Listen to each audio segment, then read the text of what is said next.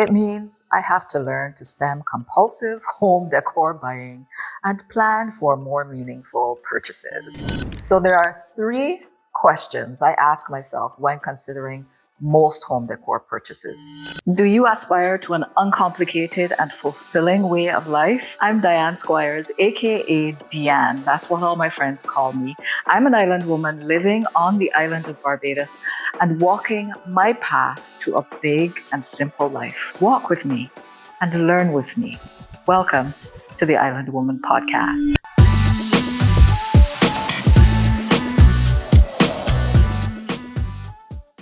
Who doesn't love a little retail therapy? I know I do. But in today's episode, I tackle why and how I'm practicing responsible consumption in one particular area of my life. I want to put a lot more consideration and intention into making buying decisions in this particular area, and I'll get into what it is. But let me say this. I think my foreparents had no choice but to consume responsibly. But my generation kind of lost the plot with the plethora of stuff and the more affluent lifestyles that became available to us. And I guess you would call that privilege.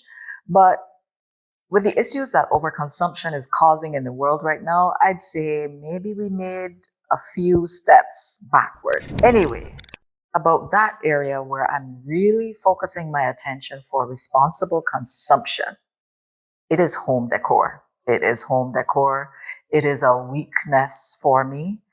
I love the idea of experimenting with how my home looks, but over the years, mild obsession with just clutter-free spaces, also being self-employed and having an uncomfortable dose of equal anxiety. After all, I want to do good by the planet.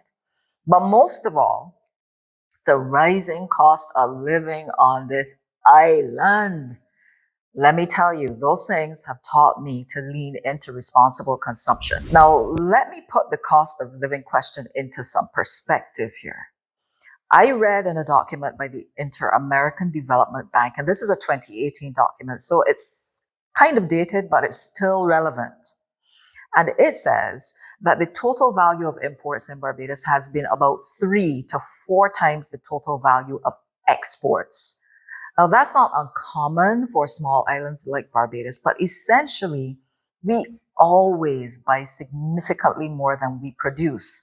And when the things we produce or import, when the things we import cost more or they're harder to get, this hits our pockets hard. And when it comes to food production, the problem is so much bigger because imagine relying heavily on imports to eat good, nutritious food. It's a huge gamble. When there's a problem with the supply, as happened during the COVID-19 pandemic, you're in trouble. Now, high food imports, they're not just a problem here in Barbados, but in many other countries in the Caribbean. And governments in the region, they are working to see how they can produce and trade better within the region to solve it.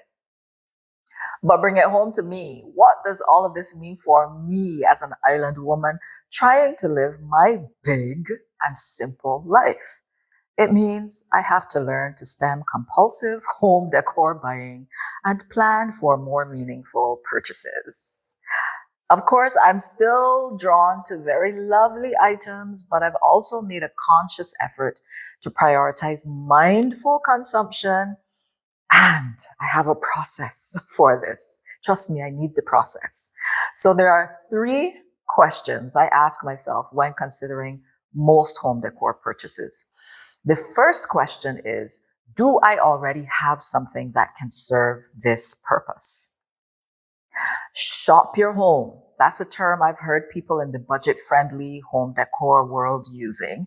And it reminds me to rummage through all of my storage spaces to determine if any items there could serve the same purpose as a new purchase I'm considering. And sure enough, I often find a surprisingly good substitute. It happened a few years ago when I wanted to buy a corner table.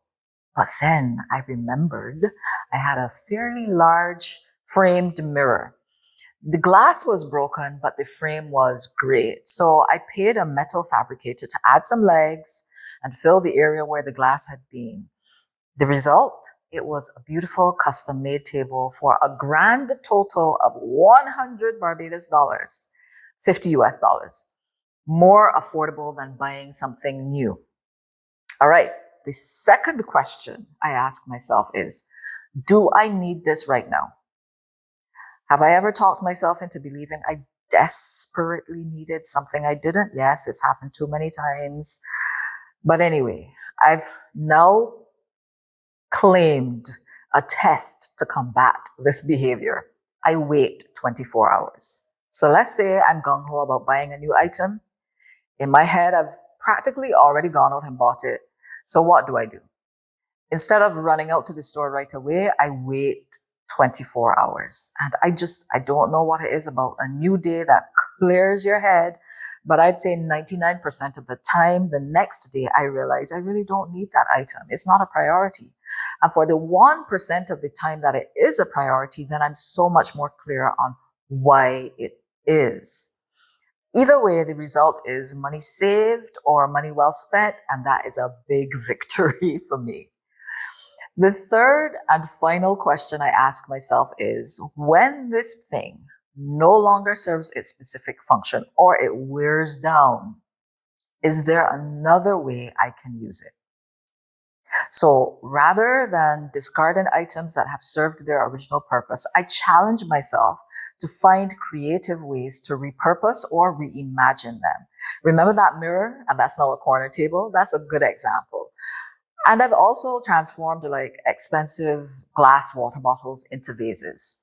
But my most recent trick is to do the reimagining before buying an item. That way, I already have in mind one or two or more alternatives for using it after so I can extend the life. Those are the three questions that I ask myself to practice responsible consumption. Do I already have something that can serve this purpose? Do I need this thing right now? And finally, when this thing no longer serves its specific function or it wears down, is there another way I can use it? Reflecting on my very short, non-exhaustive list of questions helps to keep me mindful, avoid buyer's remorse and guilt. And maybe you can suggest some others, but those are my three. Now, if you've made it to the end of this episode with me, thank you so much for taking the time. If you liked it, share it with a friend or leave a comment or both. If you watched this episode on YouTube and you liked it, then give it a thumbs up and consider subscribing to the channel and click the notification bell to see when the next episode goes live. This has been the second episode of the Island Woman podcast. I'm your Island Woman, Dianne Squires, AKA D-Anne. Call me D-Anne. Until next time, peace.